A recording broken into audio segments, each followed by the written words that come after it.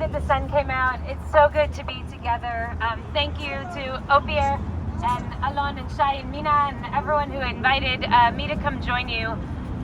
I want to just reflect for one moment on a part of the Purim story from Megillat Esther that we've been thinking about a lot the last couple of days, which is the moment when Mordechai knows that everything's going south, but Esther, who's living behind the protective walls of the palace, does not know and does not want to know and does not understand the danger that she's facing. And Mordechai appears at the palace gates and he's wearing sackcloth and ashes. Do you remember this part of the story? And Esther is humiliated. She's humiliated by him. And she sends out clean clothes. Change your clothes. I don't want to be embarrassed by you. And he says, no, you don't understand. This is a moment of moral awakening. And that is the tipping point in the whole story.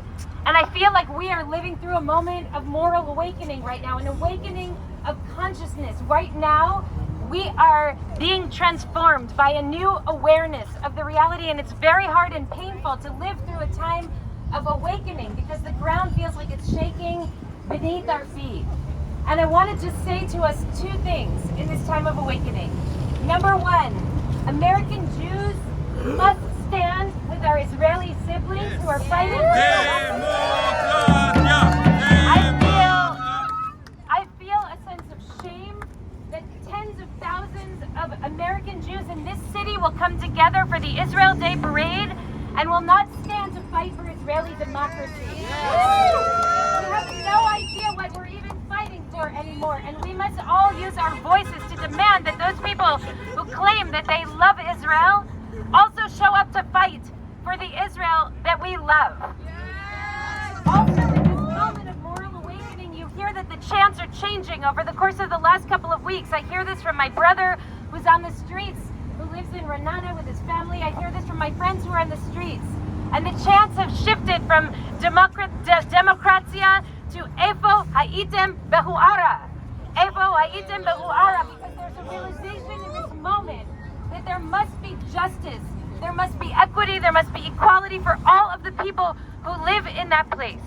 And when many of our friends went to Huara on Solidarity on Friday before Shabbat, they went there and they were stopped by forces who told them they could not go into the town to show solidarity. And then the chant became Kishirotzim Yocholim. When you want to stop us, you can.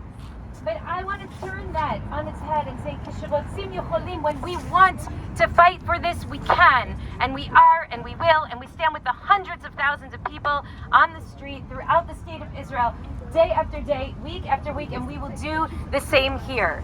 Finally, I just share with you the teaching of my dear friend Valerie Kaur, who asked, at the moment when America was entering its own chapter of great darkness in recent history, is this the darkness of the womb? Is this the darkness of the tomb, or is this the darkness of the womb? Is something dying, or is something right now being born? And the way that we transform this moment of great distress into a moment of rebirth is by coming together, all of us here and there and around the world, and demanding that it be so, that we together can birth something beautiful and something new for the Israel that we love. Thank you for letting me join you today.